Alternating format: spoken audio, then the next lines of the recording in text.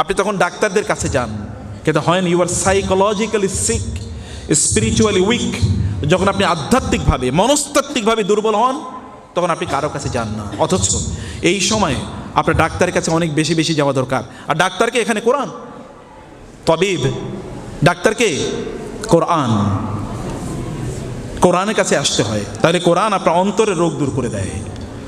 মুসলমানরা তারা শিরক এবং কুফরের কারণে জাহান্নামে যাবে না, কিন্তু তারা অন্তরের রোগের কারণে যাবে। অন্তরের রোগ কি? গীবত, হাসাদ, আল বাগদা, ওয়াশাহনা। রাসূলুল্লাহ সাল্লাল্লাহু আলাইহি ওয়াসাল্লাম বলেছেন, দাব্বা ইলাইকুম দাবু আল উমামি ক্বাবলাকুম, তোমাদের পূর্ববর্তী বহু জাতির যে রোগগুলো ছিল এগুলো তোমাদের দিকে ঝাঁপিয়ে আসবে, প্রচণ্ড গতিবেগ নিয়ে তোমাদের দিকে এগুলো আসবে। সেগুলো কি? আল হাসাদ ওয়াল বাগদা, মুসলমানদের পরস্পরের প্রতি ঘৃণা, বিদ্বেষ এবং হিংসা।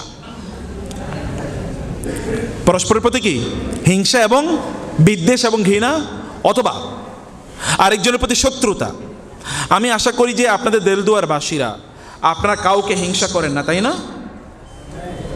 হ্যাঁ, তাই আপনারা কাউকে হিংসা করেন নাকি? ইন্না লিল্লাহি ওয়া ইন্না। যারা হিংসা করে না তারা একটু হাত তোলেন তো দেখি। হিংসা করেন না? আল্লাহু আকবার, সুবহানাল্লাহ। এই ছোটরা তো হিংসা করবেন, ওরা তো হিংসা বুঝেও না। আচ্ছা, যারা হিংসা করেন তাদের অবস্থা কি একবার চিন্তা করে দেখেন। এবং অন্যের বিরুদ্ধে শত্রুতা পোষণ করা, গীবত করা। আপনারা তো গীবত খান না, তাই না? গীবত খান নাকি? গীবত কি খান আপনারা? আল্লাহু আকবার। তাহলে তো অন্য কোনো কিছু খাওয়ার আর প্রয়োজন নাই। রাসূলুল্লাহ সাল্লাল্লাহু আলাইহি ওয়াসাল্লাম বলেছেন, আল হাসাদ ওয়াল গীবাতু, দুটোর ব্যাপারেই হাদিস শেষে, তাকুলুল হাসানাত কামা তাকুলুন নারু আল হুতাব। তিনি বলেছেন গীবত এবং হাসাদ, হিংসা এবং গীবত, এগুলো আমাদের ভালো কাজগুলো, এই যে আপনারা যে আমল করেন না, একটুই তো নামাজ পড়েন, একটু হয়তো কোরআন তেলাওয়াত করেন, একটু হয়তো মাহফিলগুলোতে আসেন, এতটুকুই তো ভালো কাজ। এর চেয়ে ভালো কাজ তো বেশি আমরা করি না। এতটুকু কাজই কিন্তু একেবারে জ্বালিয়ে দিচ্ছে গীবত এবং হিংসা। তাহলে লোকেরা জাহান্নামে যাবে কেন? মুসলিমরা, অন্যরা হয়তো বা কাফের মুশরিকরা, হিন্দু বৌদ্ধরা, অথবা আপনি অন্য কোনো জাতির কথা বলতে পারেন যে তারা জাহান্নামে যাবে বিকজ অফ অ্যাসোসিয়েটিং পার্টনার উইথ আল্লাহ। কারণ তারা দে আর কমিটিং শিরক, তারা শিরক করছে, তারা কুফরি করছে। কিন্তু মুসলমানরা কীভাবে যাবে জাহান্নামে? কেন যাবে? কেন যাবে? এগুলো তো কারণ। অন্তরটাকে যদি আপনি পবিত্র না করেন, পরিশুদ্ধ না করেন, তাহলে আল্লাহ রাসূল সাল্লাল্লাহু আলাইহি ওয়াসাল্লাম যে উদ্দেশ্যে এসেছেন সেটাই তো ভঙ্গুর হয়ে যায়। হুয়াল্লাযী বা'আসা ফিল উম্মিয়িনা রাসূলাম মিনহুম ইয়াতলু আলাইহিম আয়াতিহি ওয়া ইউযাক্কিহিম ওয়া ইউআল্লিমুহুমুল কিতাবা ওয়াল হিকমা ওয়া ইন কানু মিন ক্বাবলু লাফী যালালিম মুবিন ওয়া আখারিনা মিনহুম লাম্মা ইয়ালহাকু বিহিম ওয়া হুয়াল আজিজুল হাকীম যালিকা ফাদলুল্লাহি ইউতিহি মান ইয়াশা ওয়াল্লাহু যুল ফাদলিল আযীম। আল্লাহ রাসূল এসেছেন আমাদের অন্তরকে পরিশুদ্ধ করার জন্য। আপনি যদি মনে করেন যে জাহেলিয়াতের লোকেরা তারা আল্লাহর ইবাদত করতো না, তাহলে আপনি ভুল করছেন। তারাও কিন্তু ইবাদত করতো, তারা হজ করতো। আজআলতুম সিকায়াতাল হজ ওয়া ইমারাতাল মসজিদিল হারাম কামান আমানা বিল্লাহি ওয়াল ইয়াউমিল আখির। ওই ব্যক্তি যে বাইতুল্লাহর জিয়ারতকারী যারা, তাদেরকে পানি পান করায় এবং বাইতুল্লাহকে সেবা করে, বাইতুল্লাহর ইমারত করে, বাইতুল্লাহ নির্মাণ করে, এটার পরিচর্যা করে, এই সকল ব্যক্তিদের কাজ তুমি তাদের মতো মনে করছো, তোমরা তাদের মতো মনে করছো যারা আল্লাহর প্রতি ঈমান এনেছে এবং ভালো কাজ করে। ঈমান এটি শিরক, কুফর এবং অন্যান্য যে সকল বদ আখলাক আছে এগুলো মুক্ত হতে হয়। এগুলো যদি মুক্ত না হতে পারি তাহলে আমরা ভেতর থেকে আমরা দুর্বল, অসুস্থ মানুষ জান্নাতে যেতে পারে না। এবং আল্লাহ সুবহানাহু ওয়া তাআলা বলেছেন যারা জান্নাতে যাবে, আমরা দোয়া করি ওই সকল ব্যক্তিদের জন্যে যারা আমাদের আগে মারা গিয়েছে।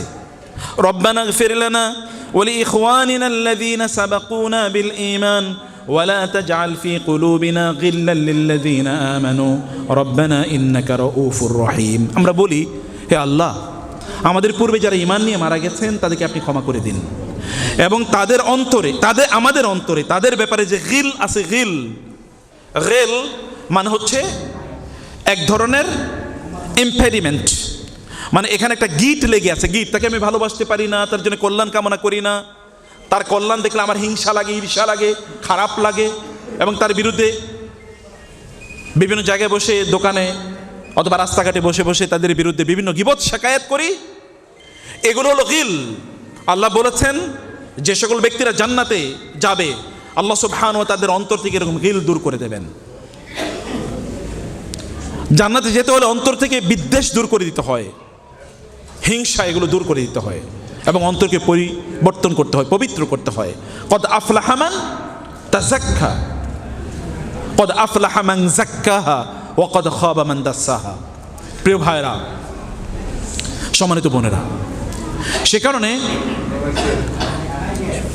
আমরা মনের যে রোগ আছে, এই রোগগুলো আমাদের দূর করার জন্যে আমাদেরকে সিদ্ধান্ত নিতে হবে, আদারওয়াইজ আমল করে লাভ নাই।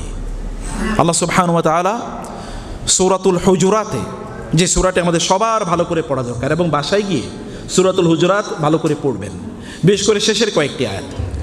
ইয়া আইয়ুহাল্লাযীনা আমানু লা ইয়াসখার কওমুম মিন কওমিন আসা আন ইয়াকুনু খায়রাম মিনহুম ওয়ালা নিসাউম মিন নিসাইন আসা আন ইয়াকুননা খায়রাম মিনহুন ওয়ালা তালমিজু আনফুসাকুম ওয়ালা তানাবাজু বিল আলকাব বিইসাল ইসমুল ফুসুক বা'দাল ঈমান ومن لم يتب فأولئك هم الظالمون يا أيها الذين آمنوا اجتنبوا كثيرا من الظن إن بعض الظن إثم ولا تجسسوا ولا يغتب بعضكم بعضا أيحب أحدكم أن يأكل لحم أخيه ميتا فكرهتموه واتقوا الله إن الله تواب رحيم।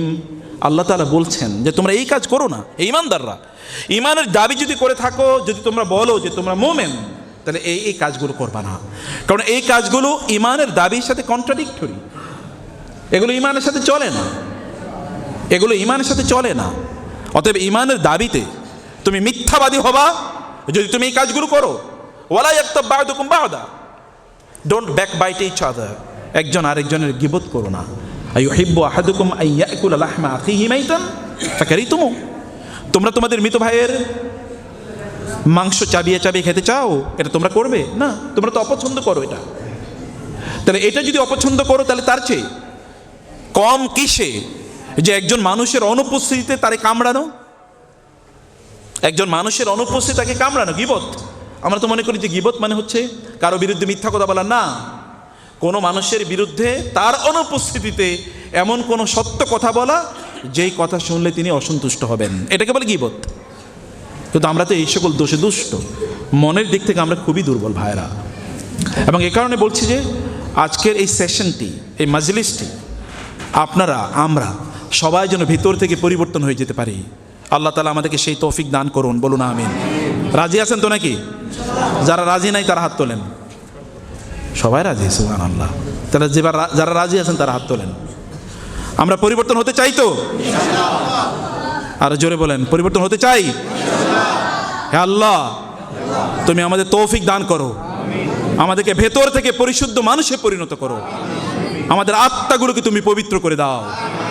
ইয়া আইয়াতুহান নাফসুল মুতমাইন্নাহ, ইয়া আইয়াতুহান নাফসুল মুতমাইন্নাহ ইরজিই ইলা রাব্বিকি রাদিয়াতাম মারদিয়াহ ফাদখুলি ফি ইবাদি ওয়াদখুলি জান্নাতি। আত্মাটার উপর জুলুম করেন না প্লিজ, নিজের উপর জুলুম করেন না। ওয়ামা যালামুনা ওয়ালাকিন কানু আনফুসাহুম ইয়াজলিমুন। আপনি যখন অন্যায় করেন, গীবত করেন, তখন আপনি কারো উপর জুলুম করেন, আপনি নিজের উপর জুলুম করলেন। কার উপর জুলুম করছেন? নিজের উপর। কিভাবে? যেমন আপনি যে একটু ভালো কাজ করছেন, এগুলো সব জ্বালিয়ে দিলেন আপনি নিজেই।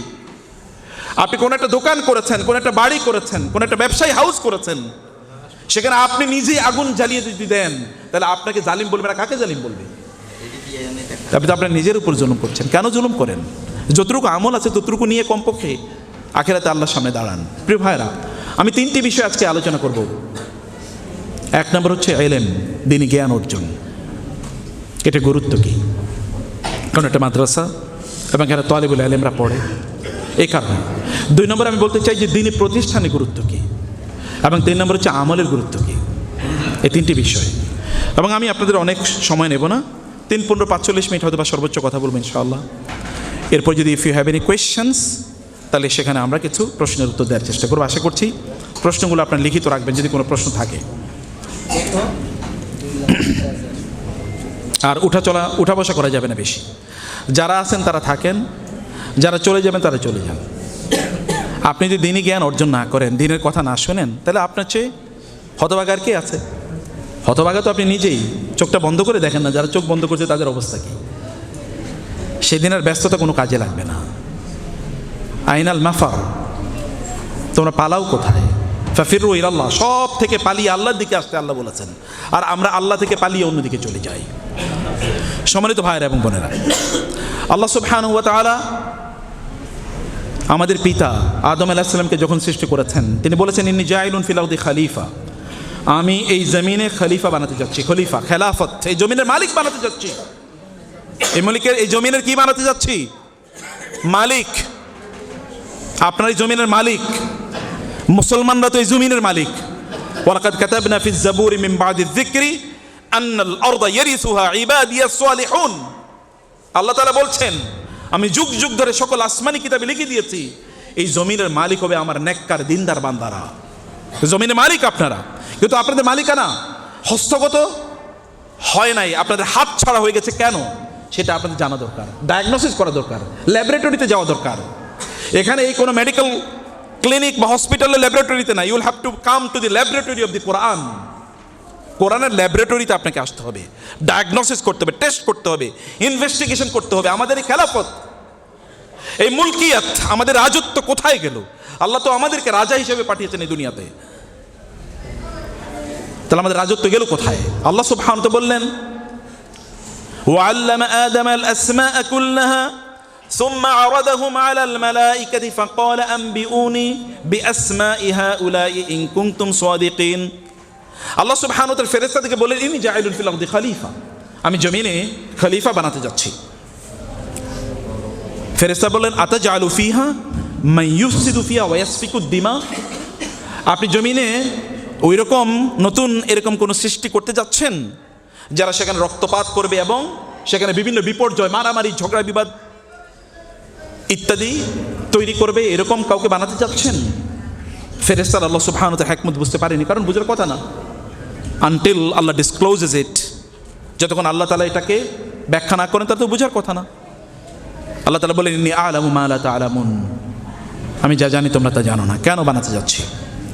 এরপরে আল্লাহ সুবহানাহু ওয়া তাআলা মানুষের, আদমের, যার জিন আপনাদের শরীরে, যার রক্ত আপনাদের শরীরে প্রবাহিত, সে আদম যে শ্রেষ্ঠতম জাতি, even greater than the angels, ফেরেশতাদের চেয়ে শ্রেষ্ঠ, এটা বোঝানোর জন্য আল্লাহ তাআলা এবার আদম আলাইহিস সালামকে সব কিছুর জ্ঞান দিয়ে দিলেন, নলেজ অফ এভরিথিং, সব জ্ঞান দিয়ে দিলেন। দেওয়ার পরে তাকে এবার ফেরেশতাদেরকে ডাকলেন, সুম্মা আরাদাহুম আলাল মালাইকা, এরপর আল্লাহ সুবহানাহু ওয়া তাআলা ফেরেশতাদেরকে বললেন, আম্বিউনি বিআসমাই হাউলা, এগুলো নাম বলো তো, এগুলো কি? ফেরেশতারা বলেন, লা ইলমা লানা ইল্লা মা আল্লামতানা, আল্লাহ কেমনে বলি, আমরা তো জানি না, we don't have any knowledge except the knowledge which you have provided us with, আপনি যে জ্ঞান দিয়েছেন তার বাইরে তো আমাদের কোনো জ্ঞান নাই, আমরা কেমনে বলি, কিভাবে বলবো, জানি না তো, আমরা তো জানি না। এরপরে আল্লাহ সুবহানাহু ওয়া তাআলা আদমকে ডাকলেন, বললেন, আদম আম্বিহুম বিআসমাইহিম, এগুলোর নাম কি বলে দাও তো এদেরকে, এই ফেরেশতাদেরকে। ফালাম্মা আম্বাহুম বিআসমাইহিম, যখন আদম আলাইহিস সালাম সব কিছুর নাম তরতর করে বলে দিলেন, বিকজ আল্লাহ তাআলা তাকে ইম্পার্টেড হিম উইথ এভরি নলেজ, তাকে সব জ্ঞান আল্লাহ দিয়েছেন। তখন তিনি বললেন, আলাম আকুল লাকুম ইন্নী আ'লামু গায়বাস সামাওয়াতি ওয়াল আরদি ওয়া আ'লামু মা তুবদুনা ওয়া মা কুনতুম তাকতুমুন, আমি কি তোমাদেরকে বলি নাই আমি আসমান এবং জমিনে যা কিছু অদৃশ্য, যা কিছু তোমরা জানো না তা আমি জানি, এবং তোমরা যা প্রকাশ করো এবং তোমরা যা গোপন করছিলে তাও আমি জানি, আমি কি তোমাদেরকে কথা বলিনি? সম্মানিত ভাইরা এবং বোনেরা, এরপরে আল্লাহ সুবহানাহু ওয়া তাআলা ফেরেশতাদেরকে নির্দেশ প্রদান করলেন, উসজুদু লি আদম, আদমের জন্য সিজদা করো। ফাসাজাদু ইল্লা ইবলিস, ইবলিস ছাড়া সবাই সিজদা করলো। আবা ওয়াস্তাকবারা ওয়া কানা মিনাল কাফিরিন, সে অস্বীকার করলো, প্রত্যাখ্যান করলো, অহংকার দেখালো এবং সে কাফের হয়ে গেল। ওয়া কানা মিনাল কাফিরিন, সারা মিনাল কাফিরিন, he became one of the disbelievers. এই জায়গায় এই যে আয়াতগুলো সূরা বাকারার একেবারে শুরুতে যে ঘটনা আল্লাহ তাআলা বলেছেন, এই যে কিসসা আল্লাহ জানিয়েছেন, যে গল্প আল্লাহ বলেছেন, এর মধ্যে মানব জাতির সকল সমস্যার সমাধান আছে। একদিকে শয়তান, অন্যদিকে আদম আলাইহিস সালাম। ডিভাইন নলেজ, দুজনেরই জ্ঞান, দুজনকে আল্লাহ সুবহানাহু ওয়া তাআলা জ্ঞান দিয়েছেন। একজনের জ্ঞান তাকে সৎ পথে পরিচালিত করেছে, তাকে আমলদার বানিয়েছে। আরেকজনের জ্ঞান প্রচুর পরিমাণ জ্ঞান, কিন্তু তাকে আমলদার বানায় নাই। এবং আল্লাহ তাআলা বলেছেন তার ব্যাপারে যা রাজিম, এবং আমরা প্রতি মুহূর্তে বলি আউযু বিল্লাহি মিনাশ শাইতানির রাজিম। আল্লাহ তাআলা তার ব্যাপারে বলেছেন যে তার উপর লানাতুল্লাহি আলাইহি, আল্লাহ লানত তার উপর। আল্লাহ তাআলা তাকে তার রহমত থেকে বঞ্চিত করেছেন। জ্ঞান থাকলে কেবল হয় না, যেটা আমি লাস্ট পয়েন্টে আলোচনা করব। আদম আলাইহিস সালামের জ্ঞান তাকে যে পথে পরিচালিত করেছে, আপনার জ্ঞান যদি ওই পথে আপনাকে পরিচালিত না করে, তাইলে জ্ঞান দিয়ে কোনো লাভ নাই। আপনি যদি এই জমিনের উত্তরাধিকারী হতে পারেন, এই জমিনের উত্তরাধিকারী যদি হতে চান, এই জমিনের মালিক যদি হতে চান, তাহলে আপনাকে জ্ঞান অর্জন করতে হবে, এবং এটা দ্বীনি জ্ঞান। আপনি দেখেন না আল্লাহ সুবহানাহু ওয়া তাআলা নবী রাসূলদেরকে কি দিয়ে পাঠিয়েছেন? নবী রাসূলদের দায়িত্ব কি ছিল? আল্লাহ সুবহানাহু ওয়া তাআলা নবী রাসূলদের দায়িত্ব ছিল মানুষের কাছে জ্ঞান বিতরণ করা। এই দায়িত্ব দিয়ে আল্লাহ তাআলা পাঠিয়েছেন। আপনার নবী সম্পর্কে আল্লাহ সুবহানাহু ওয়া তাআলা সে কথা বলেছেন। ইব্রাহিম আলাইহিস সালাম 1000 বছর আগে আল্লাহর কাছে দোয়া করেছেন, রব্বানা ওয়াবআস ফীহিম রাসূলাম মিনহুম ইয়াতলু আলাইহিম আয়াতিক ওয়া ইউআল্লিমুহুমুল কিতাবা ওয়াল হিকমাতা ওয়া ইউযাক্কিহিম ইন্নাকা আনতাল আজিজুল হাকীম। আল্লাহ তাআলা এর কাছে ইব্রাহিম আলাইহিস সালাম দোয়া করেছেন। মক্কার মরুভূমিতে কিছু নাই, এখানে কোনো গাছগাছালি নাই, কোনো পাখি নাই, কোনো পানি নাই, কোনো প্রাণী নাই, সেখানে কোনো ঘর বসতি নাই, কিচ্ছু নাই। এরকম একটা জায়গায় ইব্রাহিম আলাইহিস সালাম, তার সন্তান এবং তার স্ত্রী, সদ্যভূমিষ্ঠ সন্তান, দুধের সন্তান, এবং তার স্ত্রী ইয়াং যুবতী নারী, এবং খুবই সুন্দরী।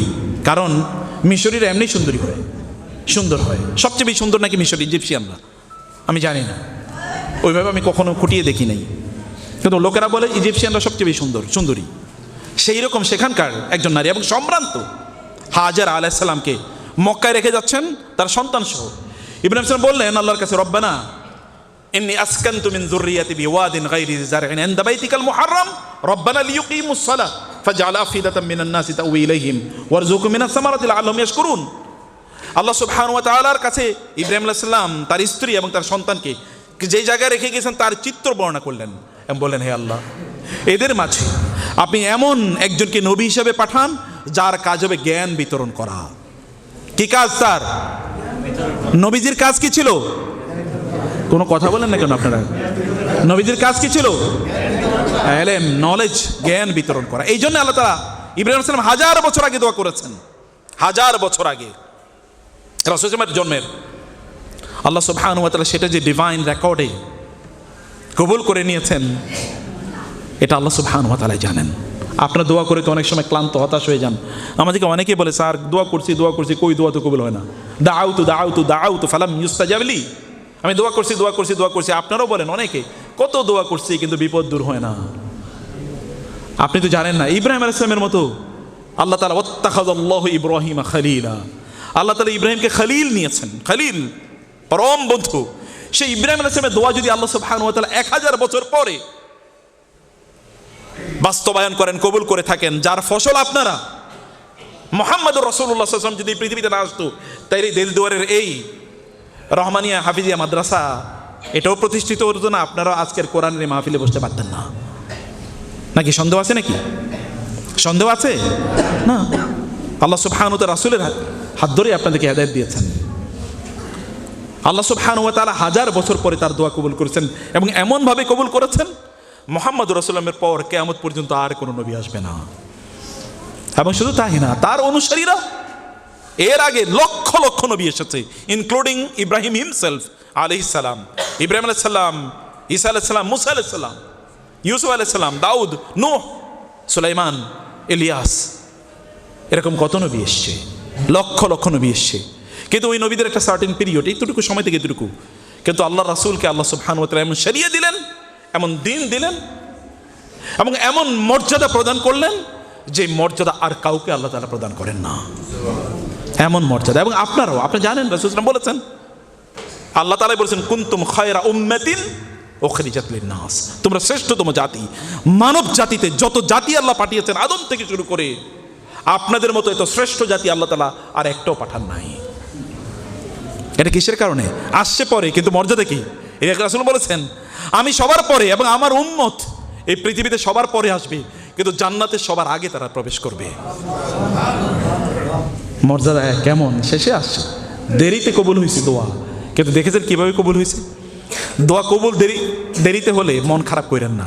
আল্লাহ তাআলা আপনার জন্য প্রিজার্ভিং সামথিং বেটার, গ্রেটার, আল্লাহ সুবহানাহু ওয়া তাআলা বড় কিছু আপনার জন্য অপেক্ষা করে রেখেছেন।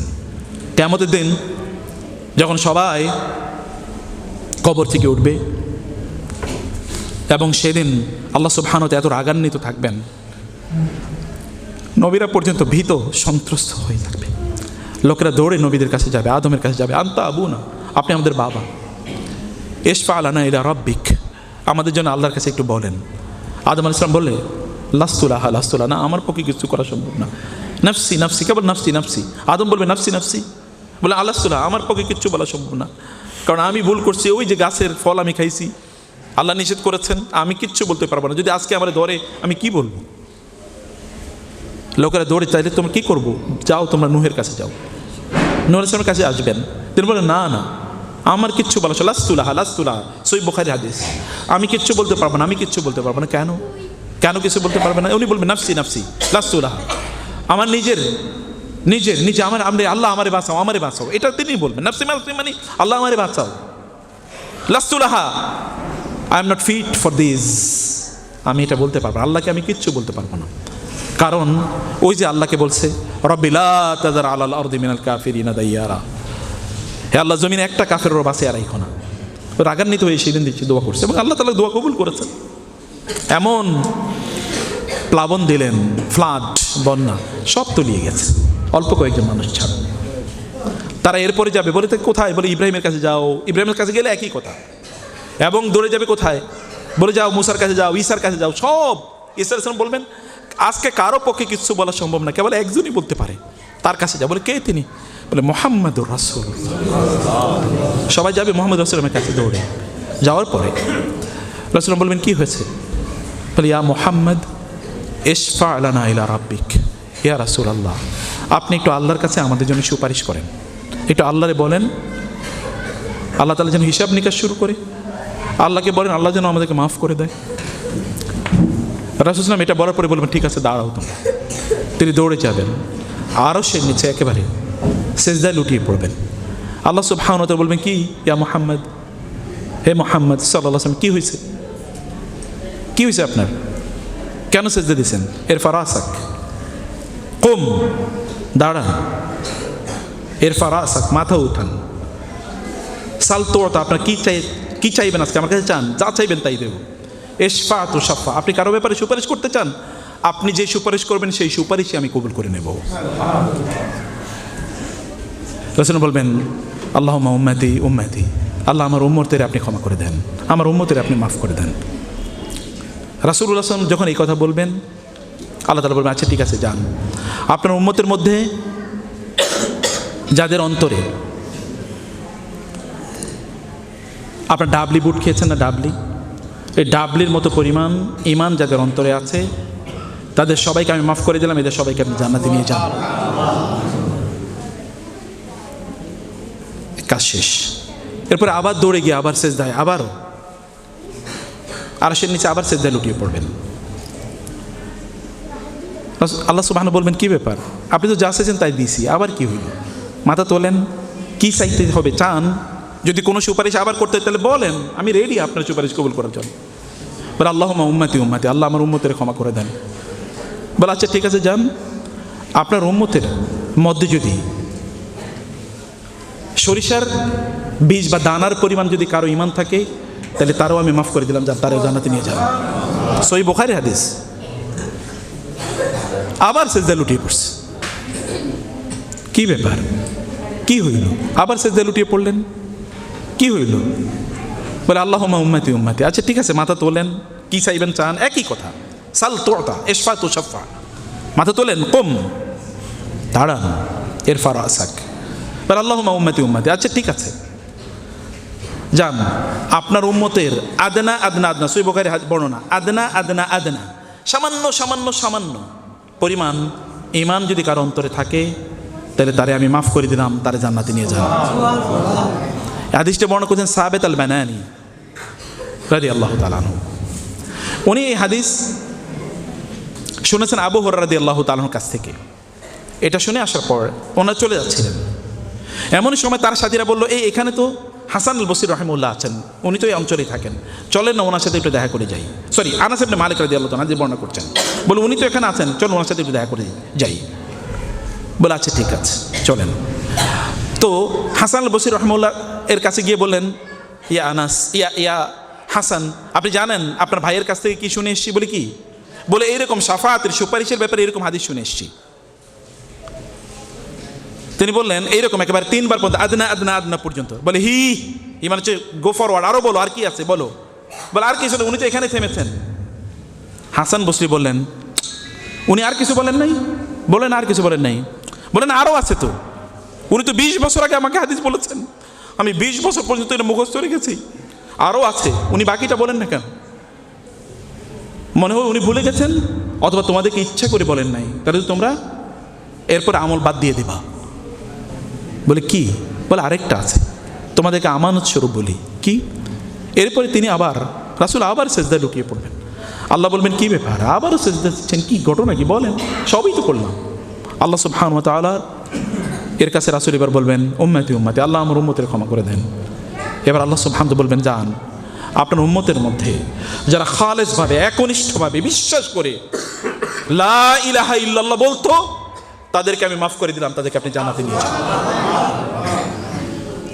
প্রিয় ভাই, এরকম একজন নবী আল্লাহ তাআলা আপনাকে দিয়েছেন। মর্যাদা শেষে আসছেন, কিন্তু মর্যাদার লেভেল দেখেছে।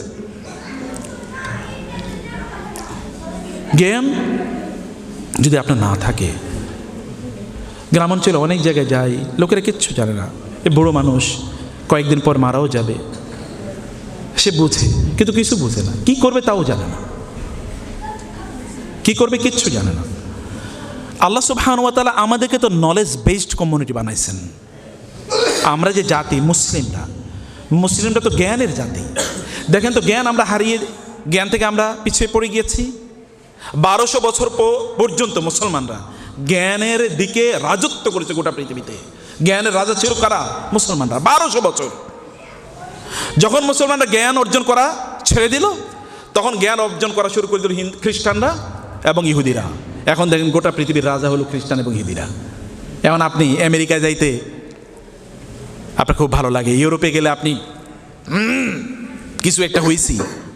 আমেরিকাতে যদি আপনার বলে জান্নাতে যাবেন না আমেরিকাতে যাবেন, অধিকাংশ মুসলমান বলবে আমেরিকা যাবেন, নাকি বলেন? অনেকে কনফিউশন আছে। এটা আমারই কইছেন আর কি, কিন্তু ভিতরে ভিতরে জিজ্ঞাসা করে দেন যে আপনি কি করবেন। নাইলে এই দেশের মুসলমানরা ওই বিশাল আটলান্টিক মহাসাগর পাড়ি দিয়ে, অথবা জঙ্গলে, অথবা ধরেন ওই যে বিভিন্ন ধরনের সাগর পাড়ি দিয়ে এরপরে ইউরোপে যাওয়ার জন্য ঢোকে নাকি? কোটি কোটি মানে হাজার লক্ষ লক্ষ টাকা দিয়ে তারা সেখানে যেতে চায়। ওইখানে কি মধু আছে নাকি? জান্নাত পাওয়া যায় নাকি ইউরোপে? আমেরিকায় কি জান্নাত পাওয়া যায় নাকি? তাহলে ওইখানে যান কেন? ওইখানে কেবল দুনিয়া, আখেরাতের জন্য কে যায় নাকি ওইখানে? যে আমি ওইখানে গেলে জান্নাত পাবো, দিনই জ্ঞান অর্জন করতে পারবো, এই জন্য যায় নাকি? ইউরোপে গিয়ে মাশাআল্লাহ, যেমন আমার মামারা ইউরোপে গিয়ে তারা হেদায়েত পেয়েছেন, তারা দিনের ওইখানে তারা মসজিদ করেছেন, মাদ্রাসা করেছেন, এখানেও করছেন। These are rare examples, but I know that there are many generations those who have lost their ways. বহুত লোক তারা পথভ্রষ্ট হয়ে গেছে, কিচ্ছু জানে না, ইহুদি নাকি খ্রিস্টান কিছুই বুঝে না। সেখানে গিয়ে অনেকে পথ পেয়েছে, কিন্তু আপনি কি উদ্দেশ্যে যাচ্ছেন, দ্যাট ইজ ইম্পর্টেন্ট। প্রিয় ভাইরা বোনেরা, আমি coming to my main point, আমি আমার মূল আলোচনায় ফিরে আসি। জ্ঞান অর্জন করাকে আল্লাহ সুবহানাহু ওয়া তাআলা আমাদের জন্যে, আমাদের লেগাসি, হেরিটেজ হিসেবে আল্লাহ দিয়েছেন। এটা আপনাদের প্রোডাক্ট, এটা আপনাদের জিনিস, এটা অন্যরা কিভাবে নিয়ে যায়। আল হিকমাতু দাল্লাতুল মুমিন হাইসু ওয়াজাদাহা ফাহুয়া আহাক্কু বিহা। আল্লাহ রাসূল সাল্লাল্লাহু আলাইহি ওয়াসাল্লাম বলে গিয়েছেন, জ্ঞান হচ্ছে মুসলমানদের হারানো সম্পদ। কার হারানো সম্পদ? মুসলমানদের। আপনার টাকা পয়সা যদি হারিয়ে যায়, তাইলে ওইটা পাওয়ার অধিকার আপনার বেশি নাকি পথিকের বেশি? কার বেশি? বুঝেননি না কথা নাকি? আপনার টাকা হারিয়ে গেছে, ওই টাকাটার অধিকার কার? আপনার নাকি পথিকের? আপনার টাকা তো আপনার, আপনাদের। তো জ্ঞান তো আপনাদের হারানো সম্পদ। জ্ঞান ছাড়লেন কবে, কেন ছাড়লেন? জ্ঞান ছেড়ে দিয়ে এই দুনিয়া রাজত্ব করা যায় নাকি? দেখেন না রাজত্ব কারা করে। নলেজ এমন একটা জিনিস, জ্ঞান এমন একটা জিনিস, আল্লাহ তাআলা যা এই জ্ঞানের পেছনে ছুটে আল্লাহ দুনিয়া তাদেরকে রাজত্ব দেন। আখিরাতে কি হবেন দ্যাট ইজ ডিফারেন্ট ইস্যু, এটা ভিন্ন জিনিস। দুনিয়ায় রাজত্ব করতে হলে জ্ঞান লাগবেই, আখিরাতে রাজত্ব করতে হলে জ্ঞান লাগবে। দুনিয়া এবং আখিরাতে যদি রাজত্ব করতে চান, জ্ঞান ইজ মাস্ট। জ্ঞান ছাড়া কোনো উপায় নাই, জ্ঞান ছাড়া কোনো উপায় নাই। আল্লাহ সুবহানাহু ওয়া তাআলা জ্ঞান অর্জনকে ফরজ করে দিয়েছেন আমাদের জন্য। জ্ঞান অর্জন কি ফরজ। ফা'লাম আন্নাহু লা ইলাহা ইল্লাল্লাহ ইকরা বিসমি রাব্বিকাল্লাযী খালাক খালাকাল ইনসানা মিন আলাক ইকরা ওয়া রাব্বুকাল আকরাম আল্লাযী আল্লামা বিল কলম আল্লামাল ইনসানা মা লাম ইয়ালাম। প্রথম 5টা আয়াতই জ্ঞানের আয়াত।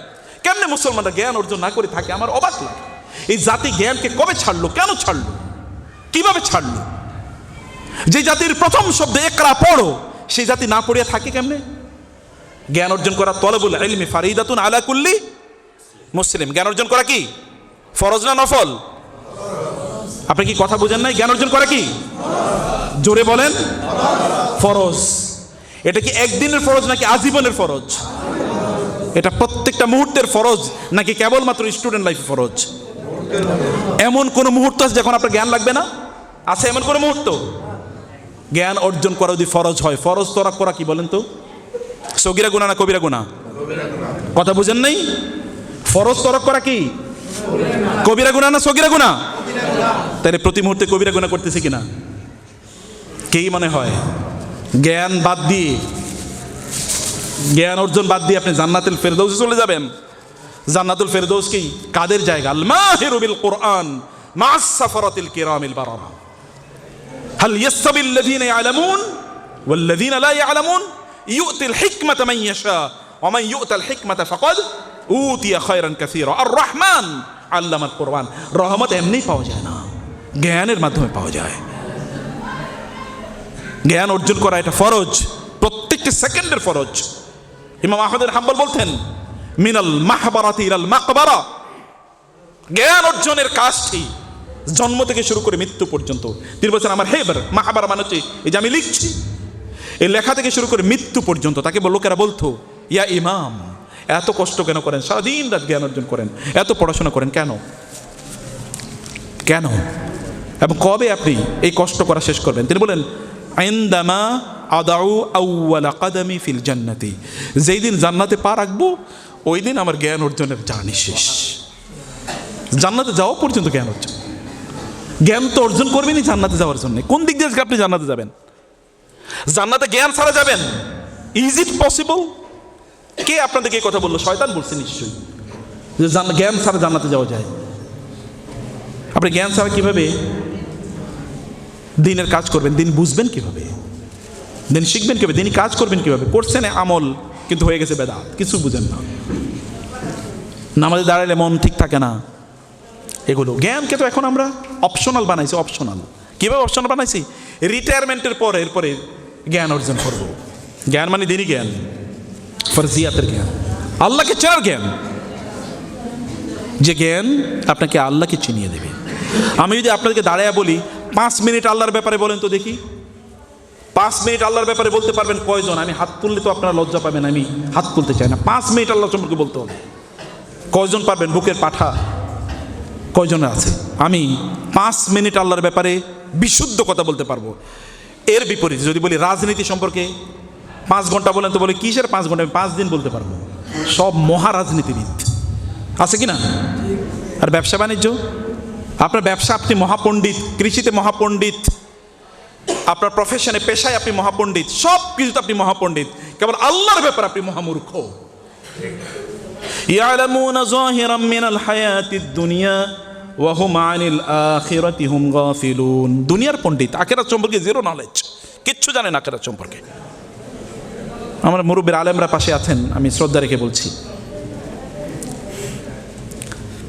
দুনিয়া সম্পর্কে কত কিছু জানি, দুনিয়ার স্কিল। এই যে দেখেন রিটায়ারমেন্টের পর কিছু পড়াশোনা করব, অথবা অপশনাল যখন জুমাবারে অথবা কোথাও যদি মাহফিল হয় তাইলে সেখানে একটু যাব, একটু পাশের বাসায় হুজুর আছে একটু তার কাছ থেকে একটু শুনবো, এতটুকুই।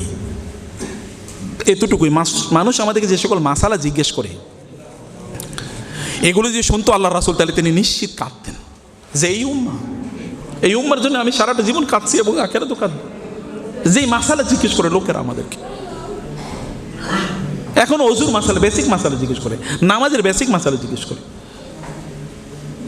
বোনরা আমাদেরকে জিজ্ঞেস করে যে সব নামাজ, চাকরি করে সব নামাজ একসাথে পড়তে পারবে কিনা বাসায় আইসা, জিজ্ঞেস করে আমাদেরকে। জ্ঞান এসছে আপনাকে বাঁচানোর জন্য, আপনার সম্মান বাড়ানোর জন্য। জ্ঞান অর্জন করা ফরজ, এটা কেবলমাত্র অপশনাল না। এই যে আপনাদের বাচ্চাদেরকে দেখেন, দুনিয়া আপনাদের কাছে ফার্স্ট। এখানে যদি আমি হাত তুলে বলি আপনার বাচ্চাদেরকে কয়জনকে আপনার দিন শেখাচ্ছেন?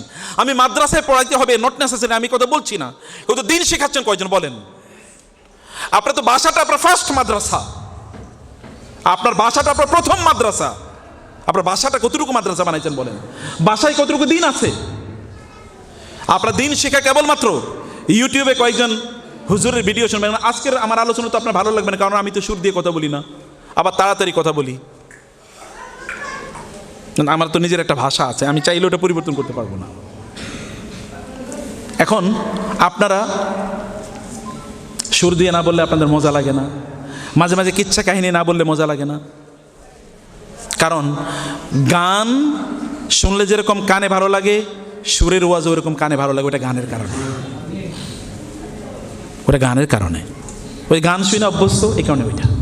আর অধিকাংশ তো এখন আপনার ওয়াজে আসেন কিসের জন্য? এন্টারটেইনমেন্ট। কেন ওইখানে এসে কি শোনা যাবে? কিছু চুটকি মানে আপনাকে হাসাবে কতক্ষণ, এরপর আপনি কতক্ষণ লাফাবে, আপনি এগুলো শুনি না। এখন আর তো মানুষের সিনেমা দেখার দরকার নেই, এখন এগুলোই সিনেমা হয়ে গেছে। আপনি এই জন্যই এখন আপনি সেগুলো আসলে দেখেন, এখানে এখন কোনো যদি ওইরকম কোনো ভাইরাল বক্তা আপনারা আনতেন, তাহলে দেখতেন এখানে এখন পুলিশ আনা লাগতো নাকি? কারণ আপনাকে কতক্ষণ অনেকগুলো চুটকি শোনাবে, আপনি এগুলোই তো শুনবেন। এইগুলো শোনার জন্য আসে লোকেরা। দিনে জ্ঞান কই?